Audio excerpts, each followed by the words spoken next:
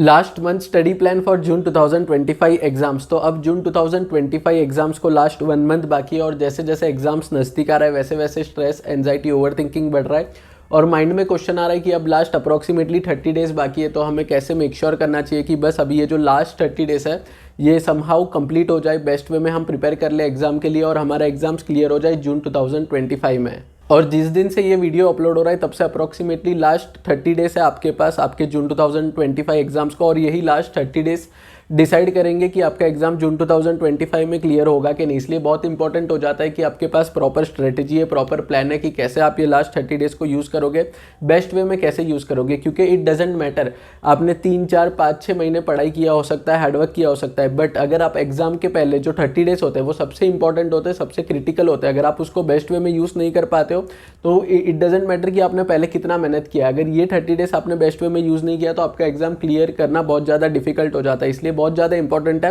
कि ये 30 डेज के लिए आपके पास एक proper road map, proper study routine, study time table होना चाहिए। तो अब आज ये वीडियो में जो स्टडी प्लान और 5 स्ट्रेटेजी मैं आपके साथ शेयर करूंगा वो आपको फॉलो करना है for the period of next 30 days जब तक आपका एग्जाम स्टार्ट नहीं हो जाता। और ट्रस्ट मी, अभी आपको माइंड में लगेगा बहुत सारी चीज़ें करने को, इतना कुछ रिवाइज करना है, इतना कुछ राइटिंग प्रैक्टिस करना है, इतना कुछ कवर करना है, इतनी सारी चीज़ें हैं। बट अगर आप काम माइंड से एक प्रॉपर प्लान फॉलो करोगे, अगर आप उसको एग्जीक्यूट करोगे अच्छे से, तो आपको जो आपका डेज है वो आप बेस्ट वे में यूटिलाइज कर पाओगे और आपका एग्जाम्स भी क्लियर कर पाओगे।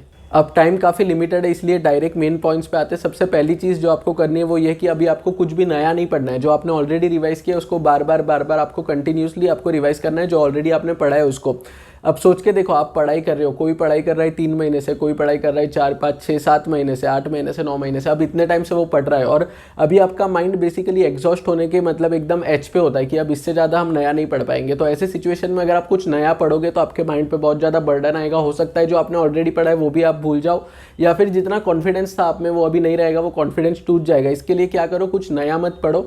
आपको क्या करना है, जो आपने ऑलरेडी रिवाइज किया उसको जितना भी टाइम आपके पास बचा है divide by number of subjects बार बार उसको कंटिन्यूसली रिवाइज करो। क्योंकि रिवीजन ही ऐसी चीज़ है जिससे आपको कॉन्फिडेंस आएगा। जब आपके सामने आपका क्वेश्चन पेपर होगा, आपको आंसर याद करना है तो वो इजीली तब याद आएगा जब आपने एडिक्वेट रिवीजन किया होगा। और होता क्या, एग्जाम के पहले बहुत सारे जो प्रोफेसर्स होते हैं, बहुत सारे जो इंस्टाग्राम पेजेस वगैरह होते हैं वो शॉर्टकट नोट्स या फिर रिवीजन नोट्स पब्लिश करते हैं, जिसमें आपको पता चलेगा कि जो मॉड्यूल में 700-800 पेज का जो कंटेंट है वो लोग 20, 25, 30, 40, 50 पेज में मल्टीपल नाम से ये होता है, रिवीजन नोट्स होता है, स्मार्ट नोट्स होता है। ये सबको आपको इग्नोर करना है। आपको क्या करना है, ये सारी चीज़ों पे ध्यान नहीं होगा, ध्यान नहीं आपको देना है। इसका रीज़न मैं आपको बता देता हूँ कि अगर आप ये सारी चीज़ों को गो थ्रू करोगे फिर आपको पता चलेगा कि कोई ऐसा टॉपिक है या फिर कोई ऐसा क्वेश्चन है जो आपने कवर नहीं किया, तो पैनिक क्रिएट हो जाएगा। आपको लगेगा कि मैंने सही पढ़ाई किया है कि नहीं, सही तरीके से प्रिपरेशन किया है कि नहीं।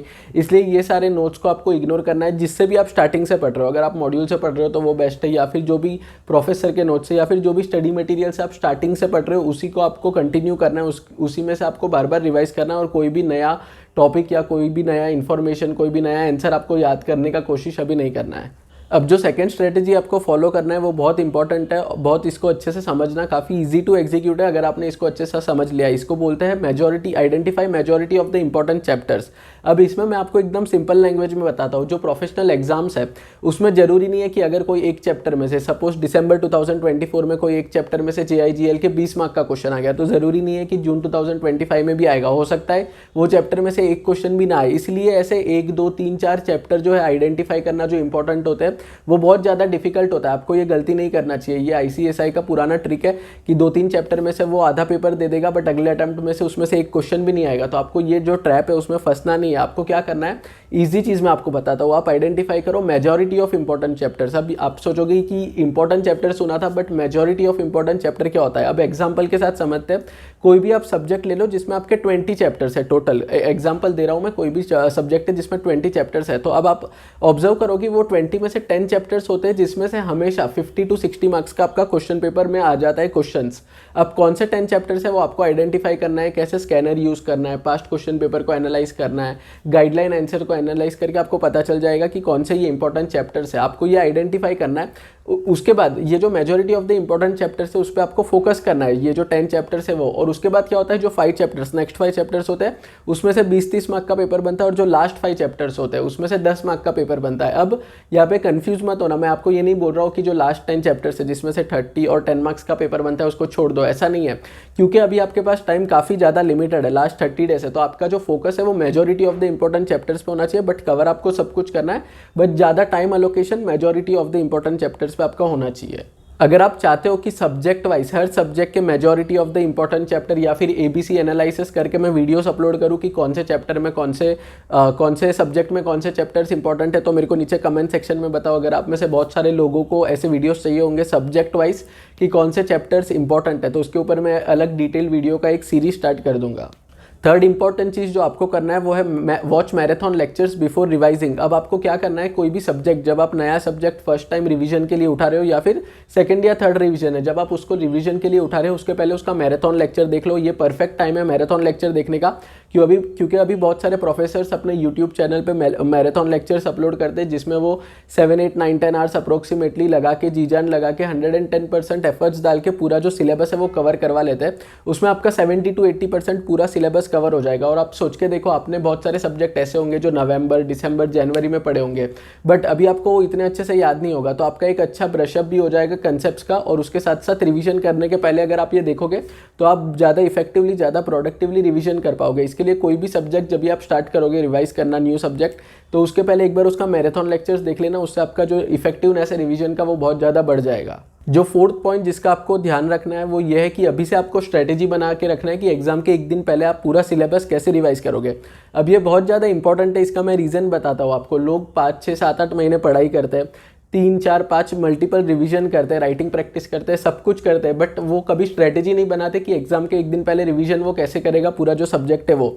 और जब तक आपका एग्जाम के एक दिन पहले रिवीजन नहीं होता पूरा सब्जेक्ट, तब तक आपको कॉन्फिडेंस नहीं आएगा। जब आपका क्वेश्चन पेपर देखोगे, आपके पास आंसर शीट होगा, तो आपके पास कॉन्फिडेंस नहीं आएगा आंसर शीट में आंसर लिखने का, जब तक आपने एग्जाम के एक दिन पहले अच्छे से रिवीजन नहीं किया होगा।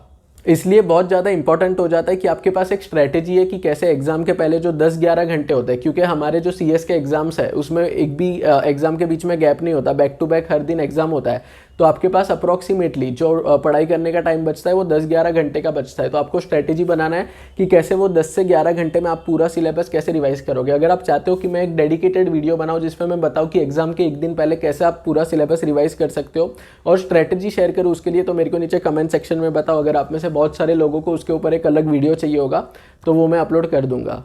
अब जो फिफ्थ इंपॉर्टेंट पॉइंट है वो है follow a strict study time table. अभी आपके पास लास्ट फ्यू डेज है और यही लास्ट फ्यू डेज है आपके पास आपके 110% एफर्ट्स डालने का। आपके पास 2 ऑप्शन है, अभी आप जी जान लगा के पढ़ाई करो, दिन रात एक करके पढ़ाई करो, या फिर वापस आपको दिसंबर 2025 के लिए प्रिपेयर करना पड़ेगा। 6 महीने सेम मेहनत वापस करनी पड़ेगी। इसलिए ये मिस्टेक आपसे नहीं होना चाहिए, आपको एक प्रॉपर स्टडी टाइम टेबल बनाना चाहिए। अगर आपके पास अभी भी स्टडी टाइम टेबल नहीं है तो जल्दी से जल्दी एक प्रॉपर स्टडी टाइम टेबल बनाओ कि कितने बजे मुझे पढ़ाई चालू करना है, कितना ब्रेक लेना है, कितने घंटे पढ़ना है, कब राइटिंग प्रैक्टिस करना है, कब रिवीजन करना है, कब प्रैक्टिकल सब्जेक्ट लेना है। ये एक डिटेल्ड आपके पास स्टडी टाइम टेबल रेडी होना चाहिए जिसको आप फॉलो कर रहे हो टिल 1 जून 2025 जो आपका फर्स्ट एग्जाम है तब तक। ये स्टडी टाइम टेबल जब तक आपके पास नहीं होगा तब तक आप बेस्ट वे में आपका टाइम यूटिलाइज नहीं कर पाओगे।